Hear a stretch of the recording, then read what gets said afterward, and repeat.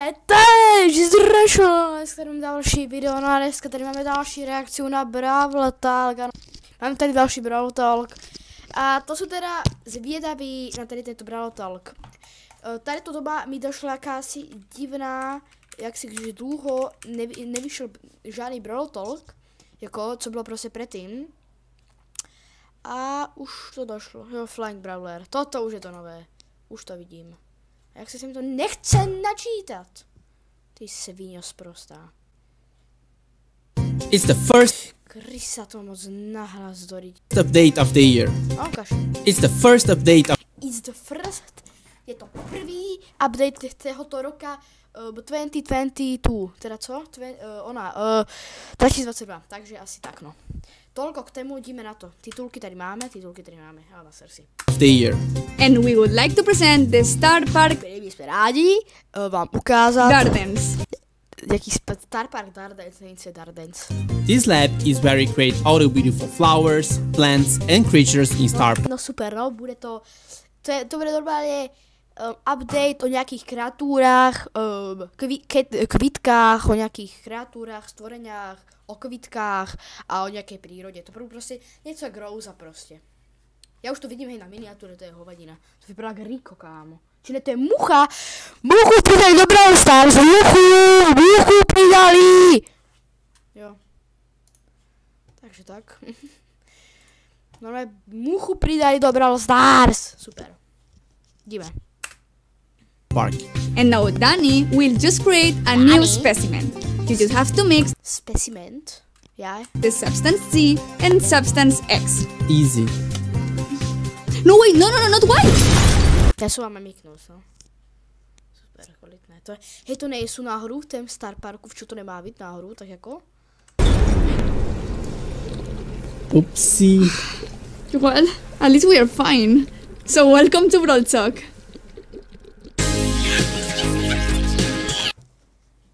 To bylo co za záběr.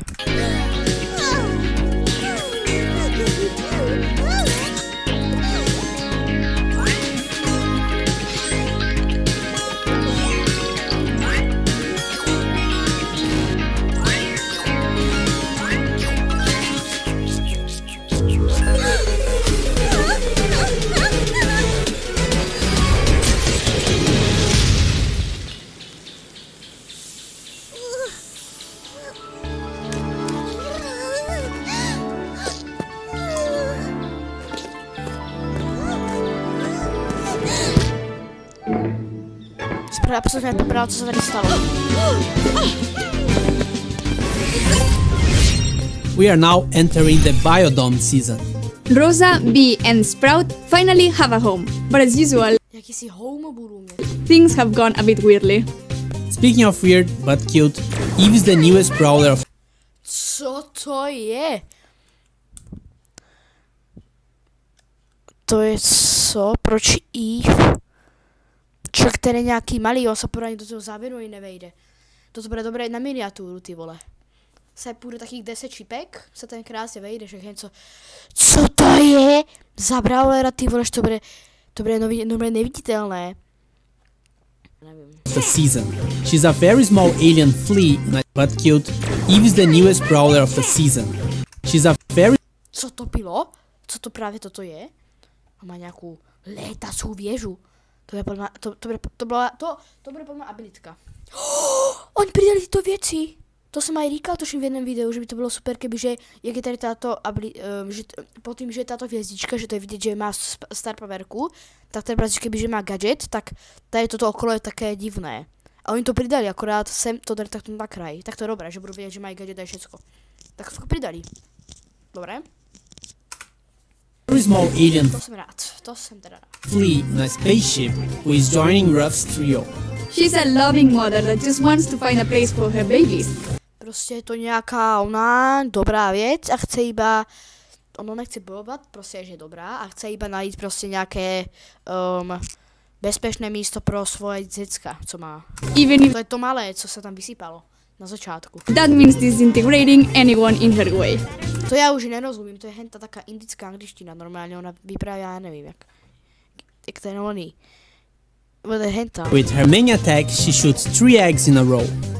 že v nějakej vrol prostě v rolke prostě střílá tedy oné vajca. All have different sizes and damage.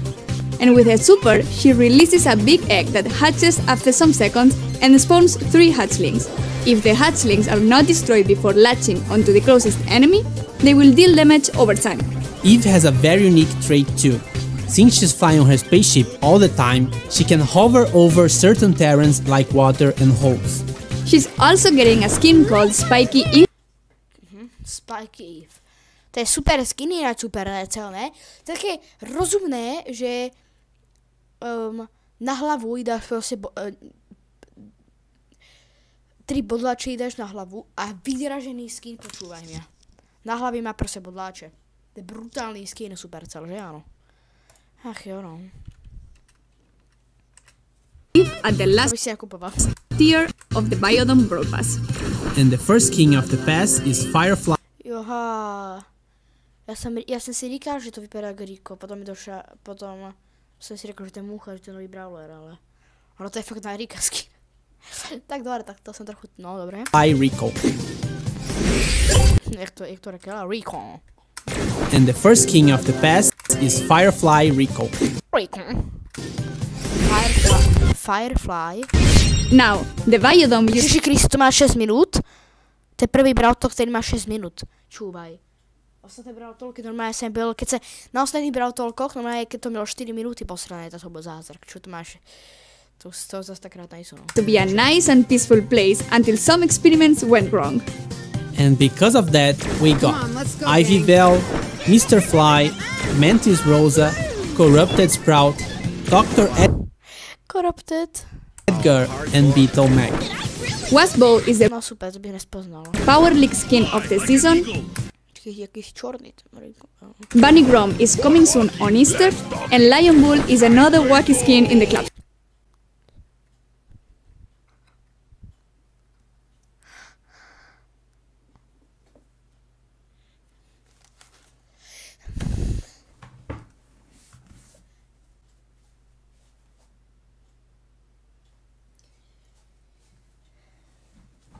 Čeho? Čeho? Co to je, prosím tě? Co to je? Co? Chudák Bull. Proboha, jak to vypadá. Ježiš Kriste.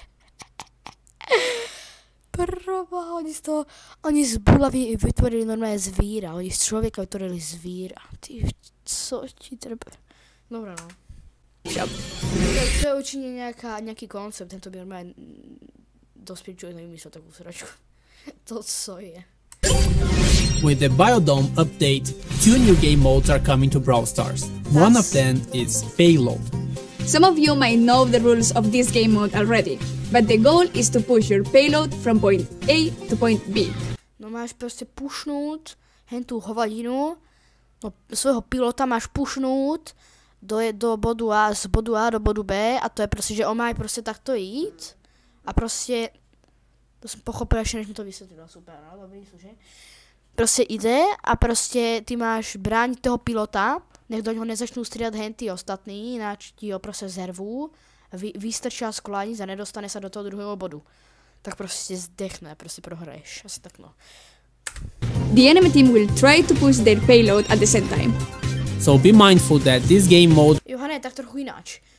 Ono nepůjde samo, ty ho musíš pušovat, prostě jak do něho budeš střídat. Ty do něho budeš střílat a on se ti bude posouvat dále a dále. A kdo ho bude mít první v tom bodě, tak ten vyhrává. A vlastně ty ho můžeš prostě aj to druhého posouvat a prostě to druhého máš, protivníka máš posouvat zpátky na stát, nedostane. Ok, dobré. requires a bit. Ale to je dobré, to je originálné. Nevím, ještě jsem to neviděl nikdy, jako, ale dobré to je. Ale tuším tam řekla, že to můžete už poznat, takže nevím, no. Ale dobré to je. More strategy than the other ones. If you decide to defend your payload, the enemy team might manage to push theirs. And if you attack the enemy's payload, you might let yours open. As for our second game mode, it's called Wipeout, and the rules are a lot simpler. You have to defeat 8 enemy brawlers or defeat more brawlers than the enemy team in 2 minutes. With this mode, we are trying to push for a more casual game mode that doesn't require a lot of coordination and can still be really fun. And as always, nepochopil ani hovno. both game modes are seasonal and their permanence in the game will depend on their performance.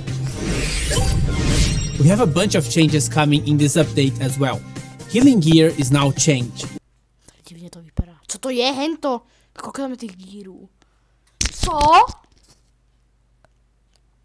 On Pridali do Brawl Stars až 5 těch gírů.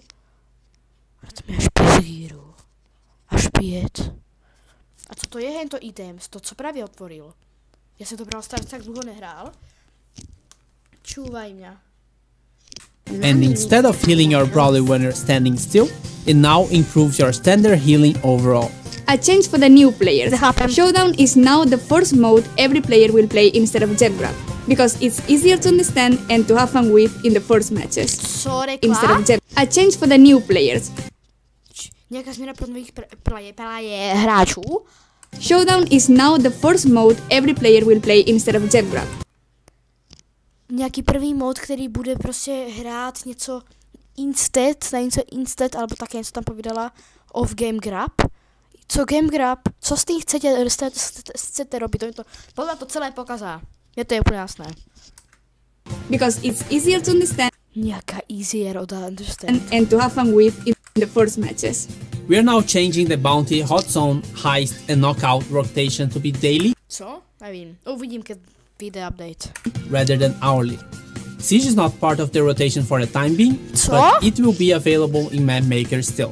Power League Progression now considers Co? your Bože, co? Už to ne... But it will be available Co in zrušá? hourly. Siege is not part of the rotation for the time being, but it will be available in Map Maker still.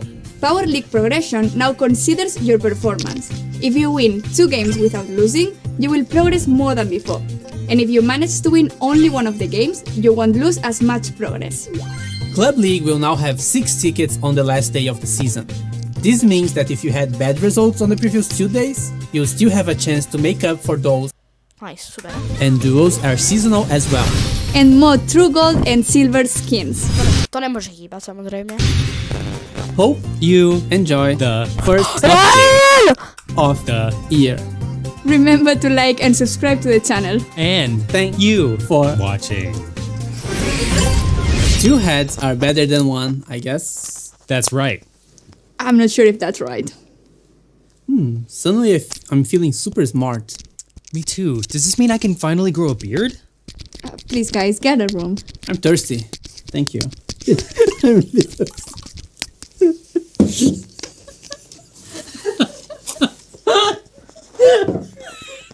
Don't know how to drink water.